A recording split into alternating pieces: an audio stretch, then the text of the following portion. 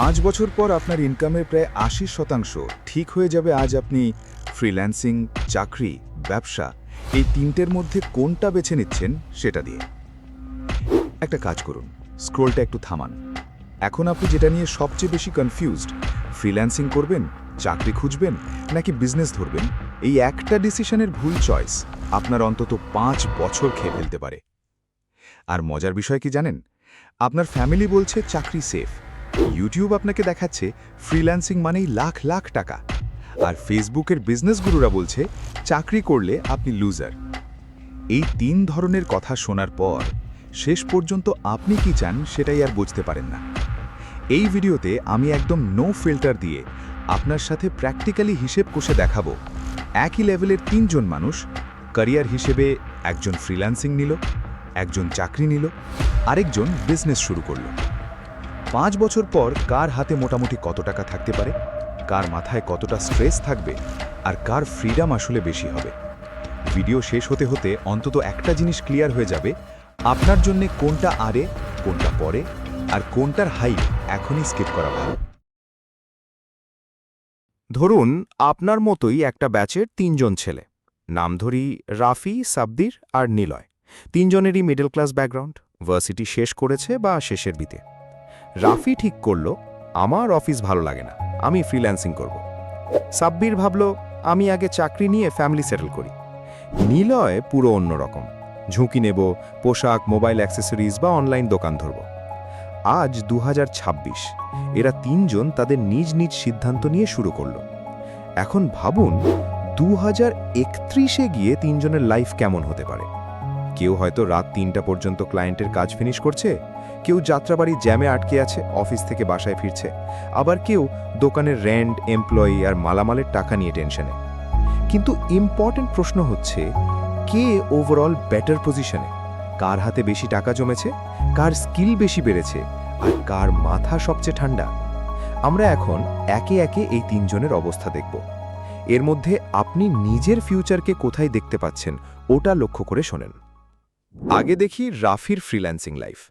ইয়ার 1-2। রাফি প্রথমে ভাবছিল 2-3 মাসের কোর্স করলেই তো হবে। রিয়ালিটি কি হলো?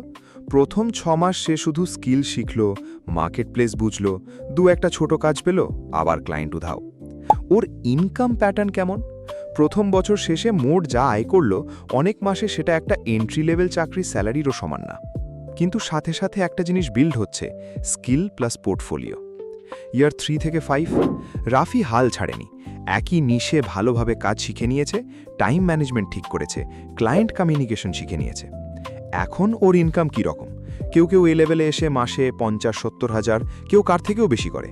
বাট ইম্পর্টেন্ট পয়েন্ট, এই ইনকামটা ফিক্স স্যালারি না, মাসে মাসে উঠানামা করে।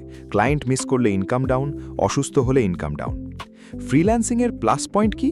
লোকেশন ফ্রিডম, ডলার ইনকামের সম্ভাবনা, স্কিল বাড়লে রেট বাড়ে। মাইনাস পয়েন্ট কি? স্টার্টে কমপক্ষে 1-2 বছর সিরিয়াসভাবে কাজ করা লাগবে, ফেল হবে মেনে নিতে হবে। কোনো পিএফ বা বোনাস বা চাকরির নিশ্চয়তা নেই। ডিসিপ্লিন না থাকলে সকালে ঘুম থেকে উঠবেনই না, কাজ হবে না। আমি নিজে যখন ফ্রিল্যান্সিং ট্রাই করেছি, প্রথম কয়েক মাসে সবচেয়ে বড় প্রবলেম ছিল, আমি ভাবতাম আজ না করলেও কাল করব। এই কাল করব অভ্যাসটাই আপনাকে 5 বছর পরেও একই জায়গায় আটকে রাখতে পারে। তাই ফ্রিল্যান্সিং দিয়ে 5 বছরে অনেক ভালো করা সম্ভব, কিন্তু একটাই শর্তে, ফ্রিল্যান্সার নয়, নিজেকে একজন ব্যবসার মালিকের মতো ভাবতে হবে। ফ্রিডমের পেছনে নয়, স্কিল আর কনসিস্টেন্সির পেছনে ছুটতে হবে। এবার আসি সাব্বিরের দিকে, যে চাকরি বেছে নিয়েছিল। ইয়ার 1-2, সাব্বির একটু স্ট্রাগল করে একটা প্রাইভেট বা ব্যাংক কর্পোরেট চাকরি পেল। স্টার্টিং স্যালারি ধরি 18 থেকে 25 হাজার টাকার রেঞ্জে। ভালো দিক কি? মাসের শেষে ফিক্সড একটা টাকা, পিএফ, বোনাস আর মেডিকেলের কিছু সুবিধা আছে। ফ্যামিলির রেসপেক্ট, আমার ছেলের অফিস করে। খারাপ দিক কি? সকাল থেকে রাত পর্যন্ত fixed time, traffic, office politics, বসের আন্ডারে থাকা লাগবে। নতুন স্কিল না শিখলে 2 বছর পরও সেম কাজে আটকে থাকা। ইয়ার 3-5, ধরুন সে মাঝারি মানের, নিজেকে কিছুটা ইমপ্রুভ করলো, স্যালারি বাড়ল।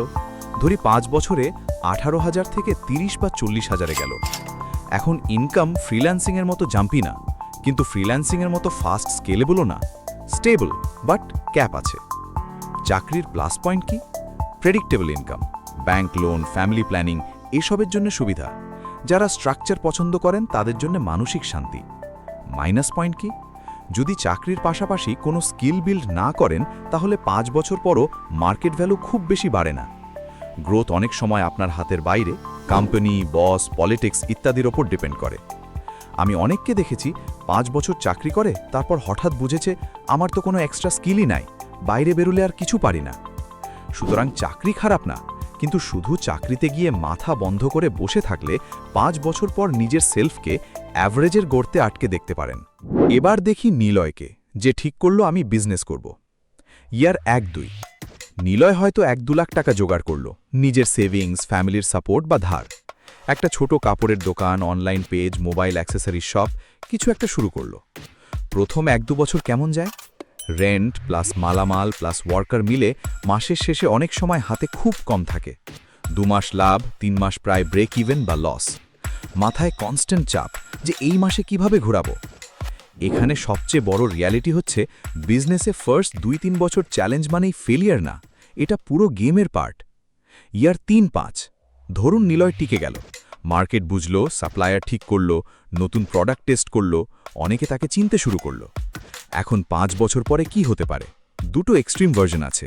1, পুরো ধার দেনায় ডুবে ব্যবসা গুটিয়ে ফেলেছে, বা 2, প্রফিটে আছে, যেখানে তার মাসিক পিওর প্রফিট অনেক চাকরির স্যালারি, এমনকি ডিসেন্ট ফ্রিল্যান্সিং ইনকামের থেকেও বেশি। বিজনেসের প্লাস কি? স্কেলিং সম্ভাবনা সবচেয়ে বেশি। আপনি চাইলে পরে সিস্টেম বানিয়ে নিজে একটু সাইডে দাঁড়াতে পারেন। ডিরেক্ট বাজারের সাথে কানেকশন মানে হিউজ লার্নিং। মাইনাস কি? ক্যাপিটাল ঝুঁকিতে থাকে, ইনকাম প্রথম কয়েক বছর খুবই আনপ্রেডিক্টেবল, মানসিক চাপ সবচেয়ে বেশি, ফ্যামিলি সাপোর্ট না থাকলে চাপ ডাবল। আমি এমনও দেখেছি কেউ চাকরি করে পাশাপাশি ছোট বিজনেস বিল্ড করে, 5 বছর পরে বিজনেস স্টেবল হলে চাকরি ছাড়ে। ওটা স্মার্ট। আবার কেউ কোনো হিসাব ছাড়া শুধু মোটিভেশন দেখে চাকরি ছেড়ে উইথ 0 এক্সপিরিয়েন্স বিজনেস শুরু করে। ওটা অনেক সময় আত্মহত্যার মতো ফাইন্যান্সিয়াল ডিসিশন। তাই বিজনেস 5 বছরের সবচেয়ে বড় জাম্প দিতে পারে, কিন্তু এখানে আপনি ভুল করলে ক্ষতিটাও সবচেয়ে বড়। এখন ছোট করে রিক্যাপ করি। 5 বছরের শেষে 3 জনের লাইফ মোটামুটি কেমন হতে পারে? রাফি, ফ্রিল্যান্সার, স্কিল বিল্ড করতে পারলে 5 বছরের decent to high income possible, কিন্তু মাসে মাসে ওঠানামা থাকবে, রাত জেগে ডেডলাইন ধরতে হবে, সবকিছু নিজের কাঁধে। সাব্বির, জব, 5 বছরে স্যালারি ধীরে ধীরে বাড়বে, income predictable, family respect strong, কিন্তু গ্রোথ লিমিটেড আর নিজের ওপর কন্ট্রোল কম। নিলয়, বিজনেস, 5 বছরে ভেরি গুড বা ভেরি ব্যাড আউটকাম, মাঝামাঝি জোন কম, সঠিকভাবে করলে তার monthly profit easily job freelance দুটোকেই ক্রস করতে পারে, বাট রিস্ক আর চাপও সবচেয়ে বেশি। তাহলে প্রশ্ন, কে বেশি টাকা বানায়? উত্তর হচ্ছে, ঠিক লোক ঠিক জায়গায় থাকলে 3 জনই বানাতে পারে, কিন্তু ভুল লোক ভুল জায়গায় থাকলে 3 জনই 5 বছর পরও স্ট্রাগল করতে থাকে। এখন আসল জায়গা, আপনার জন্য কোনটা আগে কোনটা পরে। আমি আপনাকে একটা ছোট ফ্রেমওয়ার্ক দিচ্ছি, কাগজ কলম থাকলে এখনই নিয়ে নিন, না থাকলে পরে নোট করে নিন। প্রশ্ন 1, 0 to 10 স্কেলে আপনার বর্তমান স্কিল লেভেল কত? যদি 6 বা তার বেশি হয়, অর্থাৎ আপনার এমন কোনো স্কিল থাকে যেটা দিয়ে অনলাইনে সার্ভিস সেল করা সম্ভব, যেমন ডিজাইন, ডেভেলপমেন্ট, রাইটিং, মার্কেটিং, তাহলে ফ্রিল্যান্সিং কনসিডার করতে পারেন। চাইলে চাকরির পাশাপাশিও শুরু করা যায়। যদি 0 থেকে 3-এর মধ্যে হয়, তাহলে সরাসরি ফুল টাইম ফ্রিল্যান্সিংয়ে ঝাঁপ দেওয়া রিস্কি। প্রশ্ন 2, রিস্ক নেওয়ার ক্ষমতা কতটুকু? ফ্যামিলি কি পুরোপুরি আপনার ইনকামের উপর ডিপেন্ড করে, না আপনার হাতে এক্সট্রা সেভিংস বা ক্যাপিটাল আছে? যদি রিস্ক নেওয়ার সহ্যসীমা কম, ফ্যামিলি প্রেশার বেশি হয়, তাহলে প্রথম 3 থেকে 5 বছর একটা সলিড চাকরি প্লাস সাইডে স্কিল বা বিজনেস ট্রাই করা অনেক সময় ফ্রিল্যান্সিং বা ফুল টাইম বিজনেসের থেকেও স্মার্টার মুভ। প্রশ্ন 3, স্টার্টিং মানি আছে? ব্যবসা মানে টাকা ঝুঁকিতে, ফ্রিল্যান্সিং মানে সময় ঝুঁকিতে, চাকরি মানে ফ্রিডম ঝুঁকিতে। যার হাতে প্রপার ক্যাপিটাল নেই, কোনো এক্সপিরিয়েন্স নেই, তার জন্য ফার্স্ট বিজনেস নেওয়া অনেক রিস্কি। ওখানে আগে স্মল স্কেল বা অনলাইন লো ক্যাপিটাল মডেলে প্র্যাকটিস করতে পারেন। প্রশ্ন 4, ডিসিপ্লিন আর সেলফ ম্যানেজমেন্ট? সোজা কথা, নিজে থেকে না বললে আপনি ঘুম থেকে ওঠেন না, তাহলে ফ্রিল্যান্সিংয়ের আগে নিজেকে স্ট্রিক্ট করতে হবে। চাকরিতে কাজের একটা নির্দিষ্ট নিয়ম আগে থেকেই থাকে, ফ্রিল্যান্সিং বা বিজনেসে স্ট্রাকচার আপনাকেই বানাতে হবে। প্রশ্ন 5, আপনার ড্রিম লাইফস্টাইল কি? আপনি কি স্টেবল বাট প্রেডিক্টেবল লাইফ চান, চাকরি হেভি, নাকি ফ্রিডম আর লিমিটলেস ইনকামের গেম খেলতে চান, ফ্রিল্যান্স বা বিজনেস হেভি? এই 5টা প্রশ্নের অনেস্ট উত্তর দিন, তারপর একটা সিম্পল প্ল্যান বানান। অনেকের জন্য স্মার্ট রুট হচ্ছে প্রথম থেকে তৃতীয় বছর চাকরি বা student life plus skill build plus ছোট ফ্রিল্যান্সিং বা সাইড বিজনেস। চতুর্থ থেকে পঞ্চম বছর দেখা যাবে ফ্রিল্যান্সিং স্কেল করবেন, ভালো চাকরিতে জাম্প করবেন, নাকি টেস্টেড সাইড বিজনেসটা বড় করবেন। অর্থাৎ আসল বিষয়টা কি করবেন তা নয়, কখন কি করবেন সেটাই আসল। এখন শেষের দিকে একটা কথা পরিষ্কার করি, ফ্রিল্যান্সিং, চাকরি, বিজনেস কোনোটাই জাদুর কাঠি না, কোনোটাই শত্রুও না। মোস্ট ডেঞ্জারাস জায়গাটা হচ্ছে এখানে। আপনি যদি ইউটিউবের হাইপ দেখে ফ্রিল্যান্সিং নেন, ফ্যামিলি প্রেশার দেখে চাকরি নেন, বা মোটিভেশন শুনে হুট করে বিজনেস নেন, তাহলে আপনি আসলে নিজের ফিউচারের সিদ্ধান্ত অন্যরাই নিয়ে দিচ্ছে। লাইফ আর আপনার নিয়ন্ত্রণে থাকছে না। 5 বছর পর আপনি দুইভাবে কথা বলতে পারেন, দেশে কিছু হয় না, সব স্ক্যাম, অথবা হ্যাঁ রাস্তা কঠিন ছিল বাট আমি নিজের জন্য ঠিক রাস্তাটা চুজ করেছিলাম। এখন আমি এক্স্যাক্ট জানি আমি কোথায় দাঁড়িয়ে আছি আর কোথায় যেতে চাই। এই চ্যানেলের নাম আলো খুঁজি, কারণ এখানে আমরা অন্ধকারে মোটিভেশন ঢেলে দিই না, বরং টর্চ জ্বালিয়ে রাস্তাটা ক্লিয়ার করার চেষ্টা করি। আজকের ভিডিও থেকে যদি আপনার মনে হয় একটু হলেও ক্ল্যারিটি পেয়েছেন, কমপক্ষে 5 মিনিট বসে নিজের 5 বছরের হিসাব নিয়ে ভাববেন, একটা কাজ করুন, কমেন্টে লিখে ফেলুন এখন আপনি কোন পথে আছেন, ফ্রিল্যান্সিং, চাকরি, স্টুডেন্ট, ছোট বিজনেস না কনফিউজড, আর 5 বছর পরে নিজেকে কোথায় দেখতে চান। আমি চেষ্টা করব পরের ভিডিওগুলোতে এই কমেন্টগুলোর উপর বেস করে আরও ডিপ কন্টেন্ট নিয়ে আসতে। আর আপনি যদি ফ্রিল্যান্সিং শুরু করার আগে কোন স্কিল শিখবেন, কিভাবে শেখার প্ল্যান বানাবেন, এই নিয়ে বিস্তারিত জানতে চান, তাহলে এই ভিডিওর পরে আমি ওইগুলো নিয়ে ডিপলি কন্টেন্ট নিয়ে আসব। সাবস্ক্রাইব করে রাখুন আলো খুঁজি চ্যানেলটা। আজকে এখানেই থাকুক।